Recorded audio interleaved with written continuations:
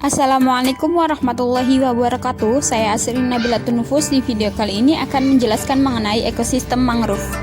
Adapun tujuan dan bahan pada praktikum kali ini yaitu sebagai berikut.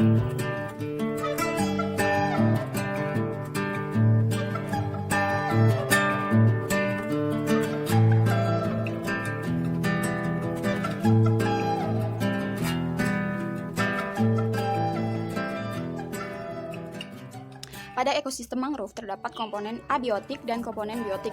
Nah, komponen biotik pada ekosistem mangrove diantaranya ada kelelawar, laba-laba, mangrove itu sendiri, kemudian ada ikan ikan kecil, udang kecil, ikan hiu, ikan glodok, fitoplankton, plankton, karang, dan juga kepiting bakau. Nah, di dalam ekosistem mangrove terdapat beberapa pola-pola interaksi yang terjadi antara makhluk hidup di dalam ekosistem tersebut. Yang pertama ada pola interaksi berupa simbiosis mutualisme.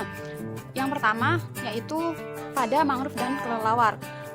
Pola interaksinya berupa simbiosis mutualisme karena kelelawar memperoleh tempat tinggal atau tempat hidup di pohon mangrove, sedangkan mangrove-nya sendiri memperoleh nutrisi atau unsur hara dari sisa-sisa kotoran kelelawar, dan kelelawar juga turut menyebarkan biji-biji mangrove melalui sisa feses atau sisa makanannya yang jatuh ke tanah sehingga memperluas pertumbuhan mangrove. Kemudian selanjutnya ada simbiosis mutualisme antara mangrove dengan terumbu karang. Terumbu karang bergantung pada akar mangrove untuk menyaring endapan dari air. Kemudian mangrove memperoleh nutrisi dari jasad renik terumbu karang yang mati untuk menambah nutrisi pada tumbuhan mangrove tersebut.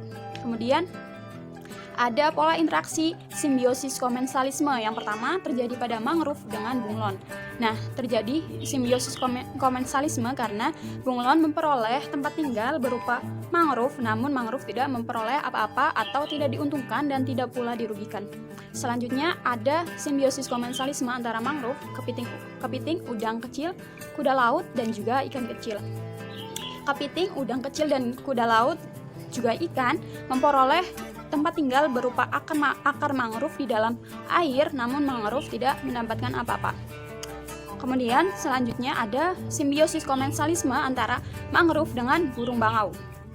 Nah, karena kawanan bangau dapat tinggal dan bertengger di pohon mangrove, namun pohon mangrove tidak terpengaruh apa-apa, tidak dirugikan, juga tidak pula diuntungkan. Selanjutnya ada pola interaksi berupa simbiosis parasitisme atau merugikan salah satu pihak. Nah, pada pola interaksi ini terjadi antara mangrove dengan laba-laba.